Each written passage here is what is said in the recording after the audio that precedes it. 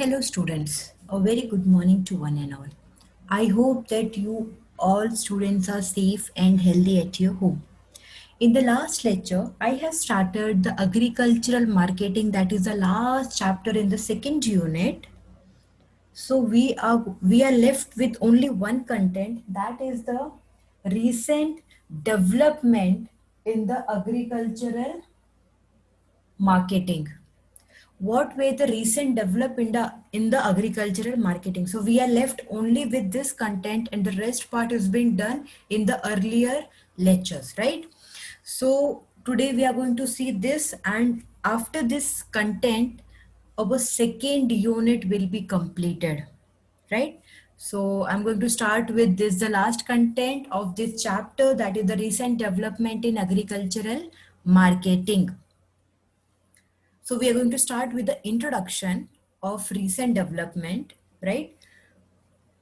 In India, at present, there are thousands of agricultural market, and they have multiple fees for their uh, different modified products, right? The Ministry of The Ministry of Agricultural have developed a model agriculture product market committee, that is APMC Act in 2003. Why they have developed this APMC Act in 2003? Because they have to modify, they have to change this, so there can be improvement in the agricultural marketing. So they have modified this APMC, that is the Agricultural Product Market Committee Act, with the Model Agricultural Product Market Committee in the Act 2003. Why they have modified? They feel that this act was not relevant, this act was not up to dated, little outdated, right? So they have modified again in 2003 with the help of the state government, right? So what they have explained in this model APMC Act 2003 is, the model APMC, they provide direct sales of the farm produce to the contract farming sponsors. Here, they are saying that they are going to provide the direct sales of what, of the farm produce to the contract farming sponsors. It is one of the important, we can say, objectives in the model APMC. Second one is to permit private persons, farmers, and consumers to establish new market for the agriculture produce in any area. Now they are giving permission, they are going to give permission to the private persons, to the farmers, and to the consumers, so they can establish the new market for the agricultural produce in any area. Now they don't have to take permission from they don't have to do many formalities for the new market. Next, the third point is to set up the special market for the specific agricultural commodities, like perishable goods, like your milk, vegetables, your fruits. The duration of these goods are less as compared to the durable goods, right? So now for these specific commodities, what they have said, you can just set up the special market for these commodities, which can be available very easily. So this was the third point in the Modern Agricultural Product Market Committee Act 2003. Next, they have single leave of market fees. There should be a single leave in the market fee. Next, they are going to replace license with the registration of market functioning. Now they are going to what? They are going to replace what? License with the registration of market functioning. This was the your again objective of APMC 2003 model. Now they're going to provide direct sales to the consumers. Now the farmers can directly go to the market and directly sell to the consumers. Next one is to provide for creating required market infrastructure. So this was the objectives of new model agricultural product market committee 2003. See, in this objective there is we cannot explain more than this, because these are the self explanatory. We have to achieve this content from this model APMC Act 2003. Now they are going to create a national market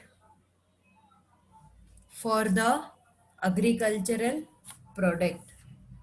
The central government, through this modification, they have constituted that they are going to create a national market. Here the objectives have been completed. Now this is another part, we can say another point that you can include in this modernization or model APMC Act 2003. Now this central government, right, giving a modification in this act so that they can create a national market for the agricultural produce, the goods and services producing in the agricultural sectors, right?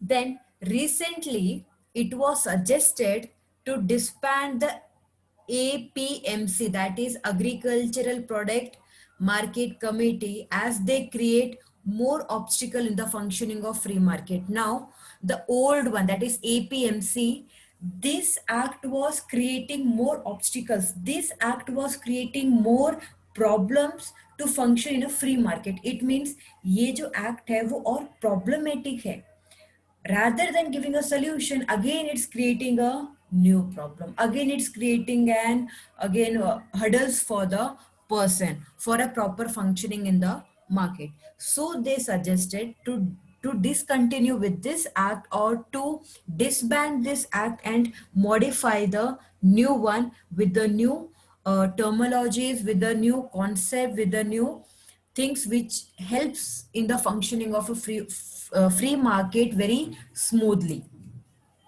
So it was also suggested to have the terminal market which operates in hub and spoke. In hub and spoke format, where the terminal market, that is the hub, would be linked with the number of collection center, that is the spoke.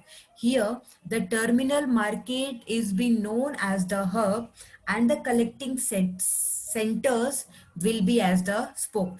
Rather than using this hub and spoke, they could have used terminal markets, they would have used collecting the centers, right? So these two words we are going to link with each other. If a person is going to in a market, so they are going to link with the different centers so that they can collect the goods from that centers, right? Many states have exempted the marketing of fruits and vegetables from the preview of the APMC. Now, from the last one APMC, that Agricultural Product Market Committee Act, they have exempt these commodities like fruits and vegetables from the market.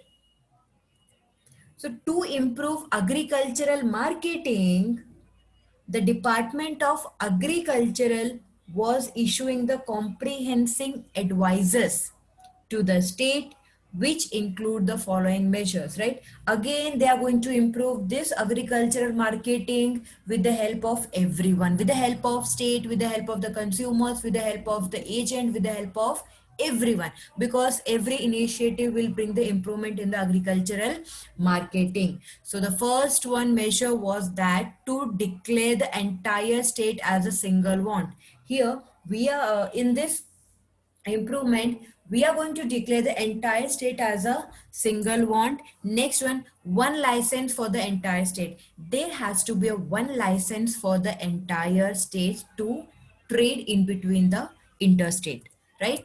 Next one is to develop sorry so sorry the next one is to remove all restrictions on the movement of agriculture produce within the state. There were many restrictions, there were many formalities, there were many documentation, there were some hurdles while obstacles while doing trade in within the state. Within the state means from here to, from Mumbai to from Nasik, from Mumbai to from Pune. So there were many restrictions over there. So we have to remove all the restrictions so that the agricultural product can be trade within the state without any obstacles, without any problems. This will give again advantages to the farmers. So if there is no demand in their area or there is no demand in that locality, so they can go to the other market to sell that, so that they can earn a good profit from that. Next one is to develop the common national agricultural market, that is NAM, through agri tech infrastructural fund. So they have to develop the NAM, that is National Common National Agricultural Market, through agri tech infrastructure funds. So these were the measures initiative to allow farmers to sell their product directly to the consumer, especially in the big cities, right? The first one, the most important, were the restrictions which they have removed, and there is only one license for the each state, right? And they are going to declare one state as a single one. So these were the measures. Now these measures are going to help the farmers so that they can earn a good amount of return what they have produced. So again, this will somewhere motivate the farmers to more good quality of output. यहाँ पे again through this we are motivating the farmers to produce a good quality of goods and services, right?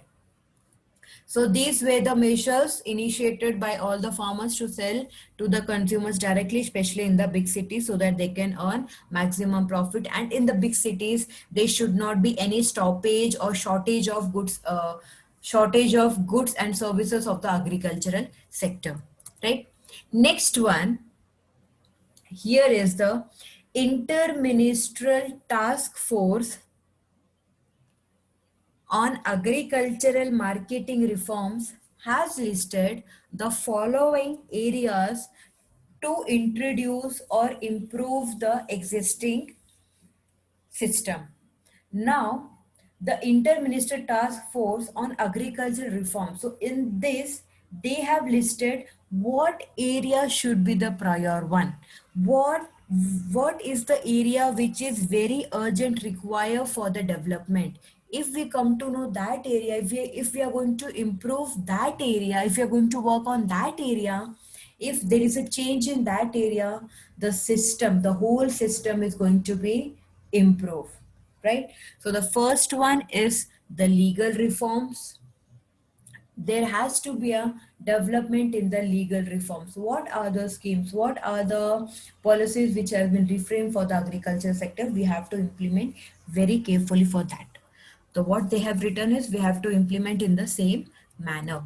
Next one is the direct marketing. Here farmers should be allowed uh, to sell their commodities in the market, right? Here the farmers are should give freedom that they can go to market and sell their own commodities. Now the government has given the freedom, but now the obstacles are this. अभी problem क्या हो गया है? Now farmers are facing difficulties to go to the market and sell their commodities, right? Now if the farmers are going to come to the market directly to sell the commodities, so they are going to charge at the high price. Now the expense will be more for them, because now अभी क्या हो गया, उनका commodity थोड़ा less है, number of quantity less है. Now coming from the village to the open market or to any of the market from where they want to sell the commodities, the expense will be greater than. उनका expense automatically बढ़ जाएगा. So we have to see that they, ये जो problem है, the expense which they are earning more, या the expenses which they are bearing should not be more, they should earn a profit. Here the main obstacle, तो petrol, अगर वो लोग गाड़ी भी लेके आते तो पेट्रोल का पैसा कौन देगा? They have to bear it. But if they are going to sell that output, then only they will getting the income. So they have to think about this part also. That is a direct marketing is one of the important, we can say, is a one of the important for and the very positive initiative by the government to the farmers, but the way should also be seen so that the farmer can easily sell in the market. The expenses should be less. Next, market infrastructure. I have already explained you what points will be there in the market infrastructure, right? So, what are the what facilities should be provided in the market infrastructure is, there should be a proper transport, there should be a proper warehousing, constructions of godowns, establishing regulated market, there has to be a proper finance. So we have to make sure that, well, when we are going with the market infrastructure, these facilities should be provided to the farmers at a very cheaper or at a very lower rate, right? Next one is the pledge financing. We have to provide finance to the farmers, right? So if we are going to provide finance to the farmers should be uh, ready to pay back them at a very low interest. Next one is the price support policy. In the price support policy, we have to support the price that there should be minimum supporting prices. The cost should be covered from the price for the farmer, as well as it should not be expensive for the producer. We have to take both the interest, the consumer and as well as to the producers also, or we can say producers and the farmers. We have to see both the interest. The price should be minimum, that it should cover the cost of the farmer. Next one, information technology in the agricultural marketing.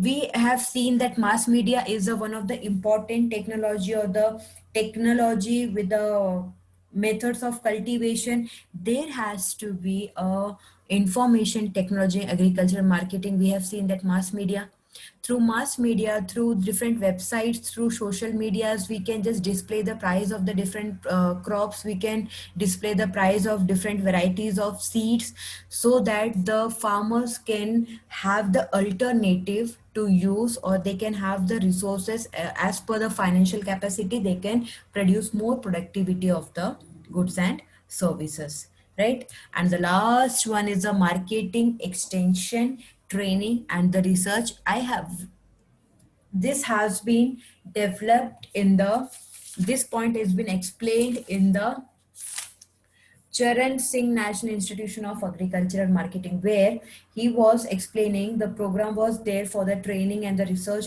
process, right? And with that training and the research, we are going to extend the marketing skills.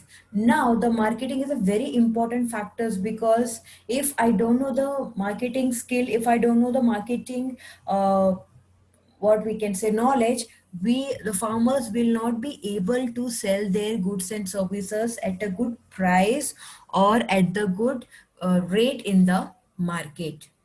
Besides this, there are two factors, yeah, we can say there are two areas. If we are going to improve that also, if we are going to focus on that area also, there is an improvement in the overall policies. So that one was the warehousing receipt system. We have to provide warehouse facilities to the farmers so that they can earn a good amount of money, right? And the next one is the forward and the future market. What is the forward and the future market? These 2 points I have not written in my PPT slide, but these were again points in the policy, that the area we have to focus. why we are looking forward for the market, why we are seeing that the future market, because we are going to do production for the future oriented. We are not doing production for the self consumption, we are not doing production for the present day. We are doing, the farmers are doing production for the future part, for the future date, for the future month, right? जब यहाँ पे production ही हम लोग future process पे कर रहे हैं, तो there has to be a future oriented market. Future में मार्केट कैसा रहेगा, how they that market will be functioning, right? That all has to be considered while seeing the policies or the programs related to the agricultural marketing. So this was the last content of the agricultural marketing. After completing this content, now the second unit, right? The second unit name was agriculture during post reform period. So during that post reform period till the date, not till the date, the some information was not there for 2008 1920, right? So we have just estimated that from the post reform period after 1991 till the date, what changes has been there in the agricultural sector, what price should be made, how to finance the agriculture to the farmers so that there should be more productivity, and the last one, not the least, the marketing strategies, right? So here your second chapter has been completed. If you have any doubt, let me know to the comment section, and I'm going to provide this PPT tomorrow morning, right? Or today only. I'm going to upload this in the Google Classroom. So it has been done. So now we are moving towards the third unit. So your this PPT has been, your second unit has been completed with each and every point. If you have any doubt, let me know that I'm not clear with this content, or I'm not clear with that content, so I can just clear your content. So we will be moving towards the third unit, that is your industry and service sector during the post reform period. We are going to see each sector after the post reform period, after that 1991 policy, which we have learned in the first unit, first chapter, that is the new national policy 1991, right? So in this third unit, we are going to learn about the industrial sector. Industrial sector is one of the sector which link between the agricultural sector and the service sector, right?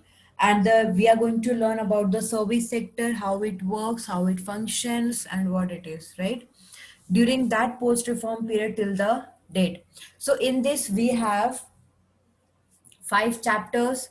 So the chapter number 9 is the overview of industrial sector. Chapter number 10 will be the disinvestment policy. Chapter number 11 will be the MSME. That is your medium, small,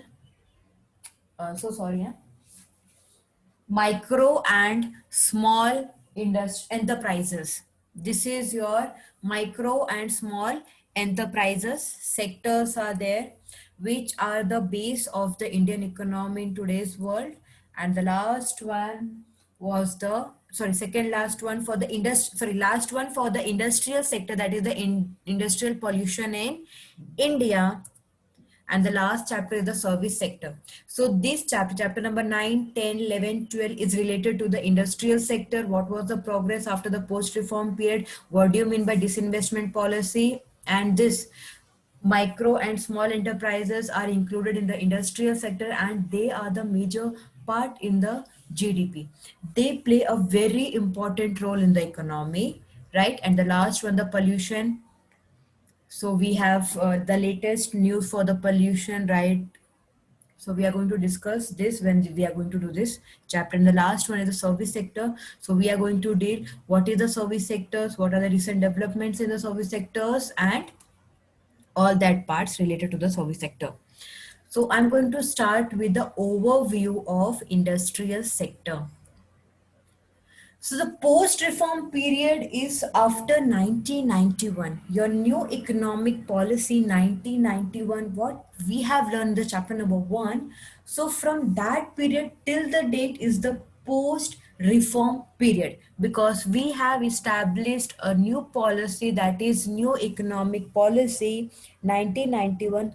After that there is a much improvement in all the sectors which bring overall growth in the economy. During the 1991 to 2000, the government has taken various reforms, they have taken various initiatives, they have taken various reforms, right? So that we can improve the industrial sectors, right? There is a liberal economy.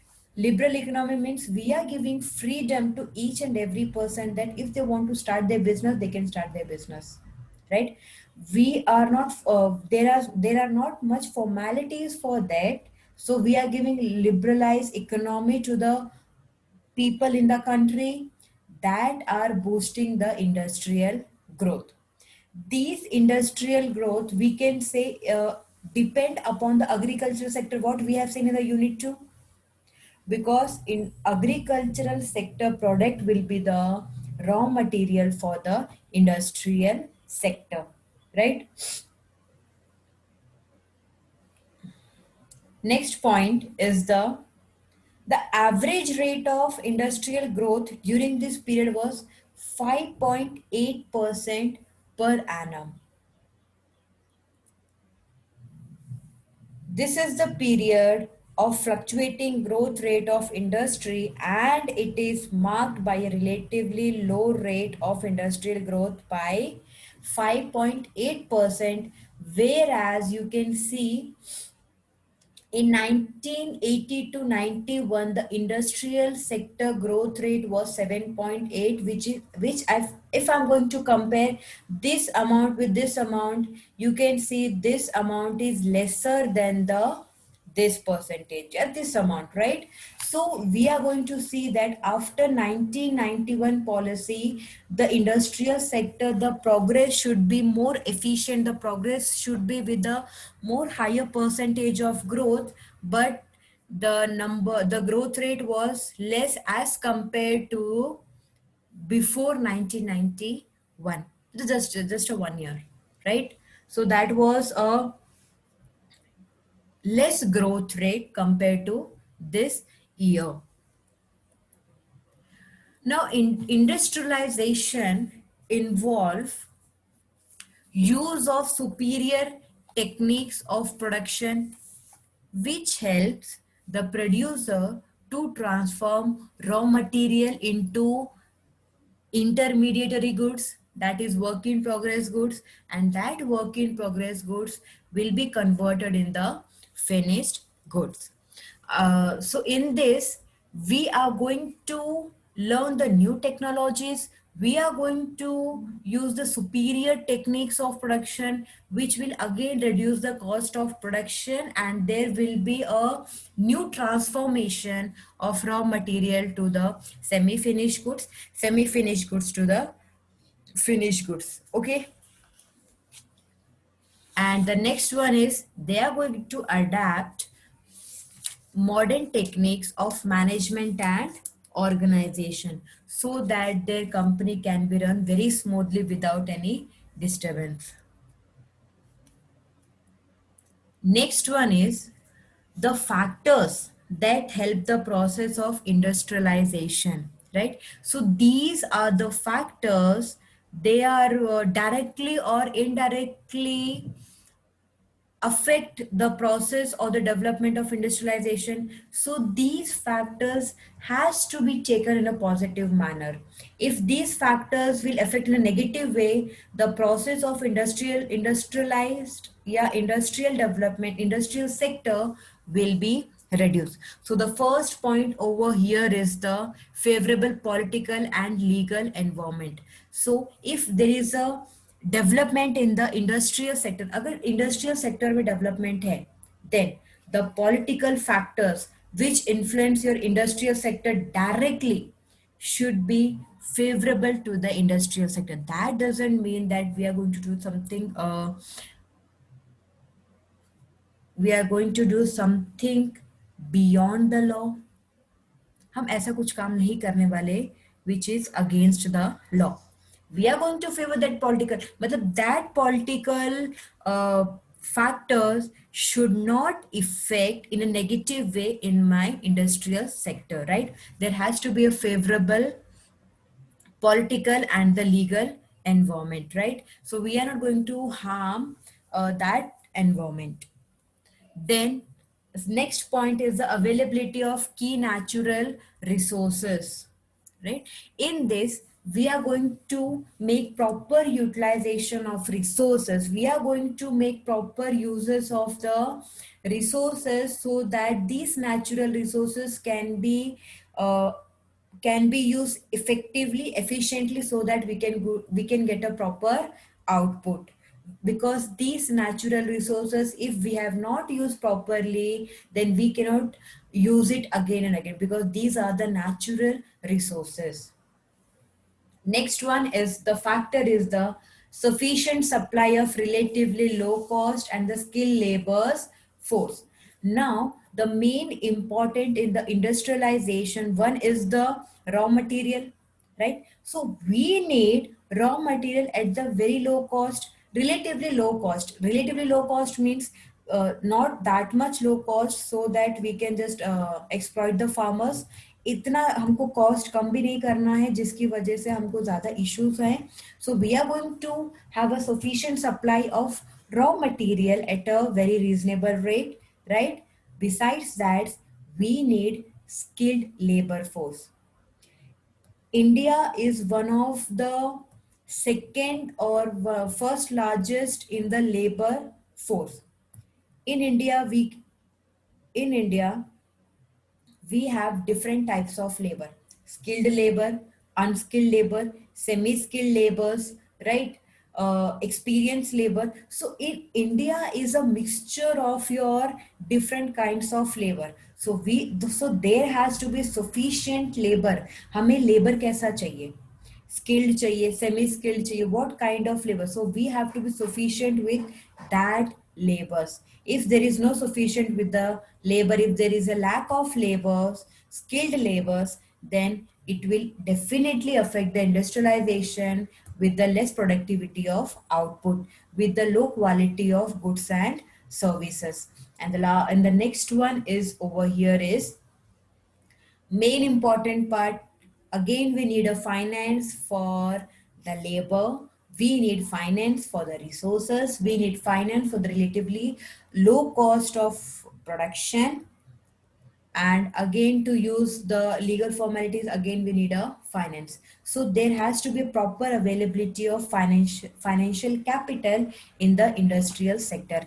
If there is no financial capital, for example, if we have all these factors except financial capital, we won't be able to work, because to work all this we need finance. So finance is one of the very, very, very important factors for the development of industrialization, right? Because this finance will be, we can say, is the main factors. The other factors also depend upon the capital, how much capital we have in that.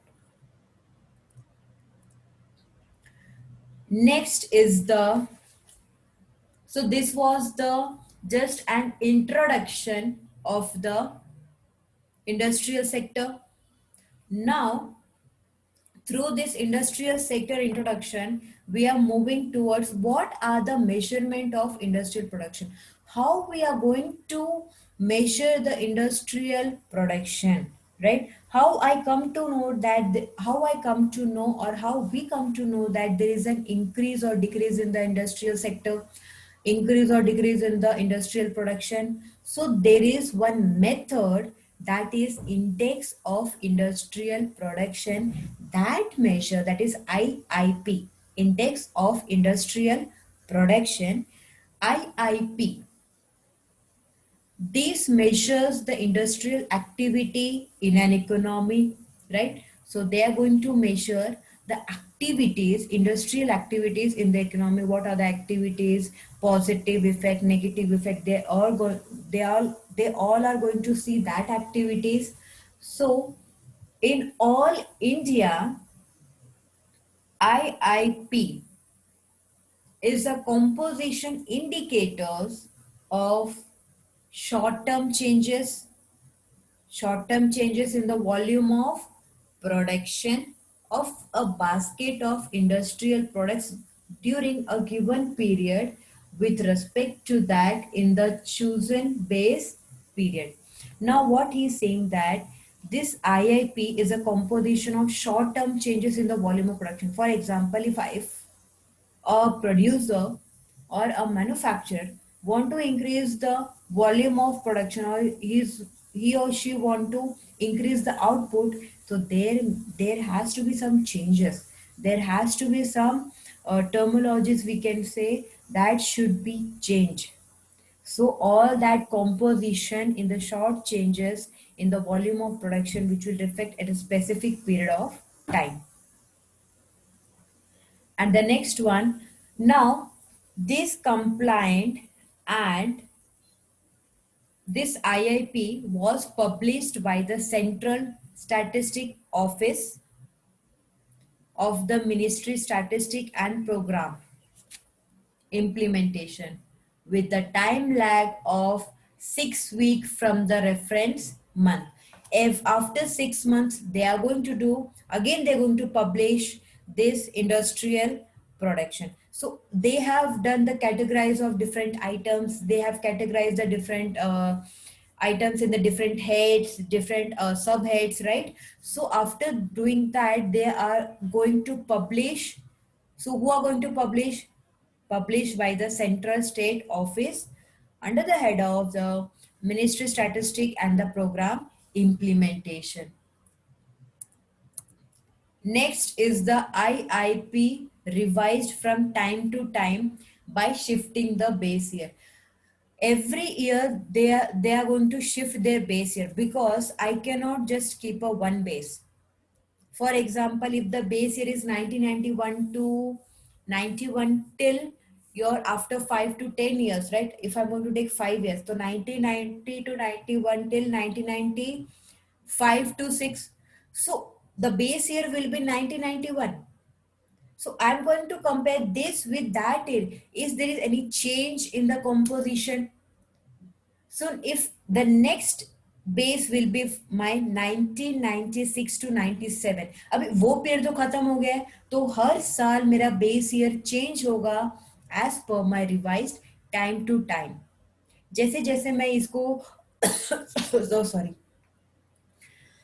so sorry, the way I'm going to just do the publications of that, every year the base will be changed. For example, in 2004 and 5 was my base year, which is shifted to 2011 to 12. Now, as this base year shifting from 2004 to 5 to 11 to 12, there are 149 items added in the that year, and 124 items were deleted from the new IIP, that is the Index of Industrial Production.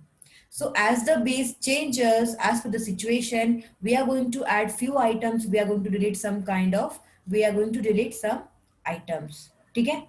So we have added in 2011 and 12, we have added, IIP have added 149 items and deleted 124 items, right? Now, this index of industrial production have categorized industrial production in these categories. So these are the items. So items they have divided this in the area wise, like, and as per the base of 2011 and 12, these are the few percentage of these areas. So again, I have collected this from the Central Statistical Office. These I have collected this area from this Central Statistical Office. So the items are, they have categorized mining and quarrying, manufacturing, electricity. So this percentage are on the basis of 2011 and 12. So the weight in index of industrial products, this amount are given the percentage for mining and quarrying 14.33333 percentage, manufacturing is the 77.63333 percentage, and the last one is the electricity, that is 7.994 percentage, right? So this how they have categorized the items, right, under the head, and again they have categorized in one head as a subhead, subheadings and subdivisions of the items. So this is your weight in the IIP. So this is as per 2011 and 12. So we have started with the introduction of industrial sector. Then we see the measurement of industrial production, how we measure through index of industrial production. So the next content, that is the composition of industries in India, I'm going to do in the next chapter from 1991 till 2016-17. What is the growth rate or in the industrial? We are going to see that content in the next lectures. Right after that, there are many Competition Act 2002, we are going to see that also. I hope you are clear with this, and what we are going to learn in the third unit, you are clear with the content. So thank you so much. I hope that you people will be safe and healthy at your home. Thank you, class.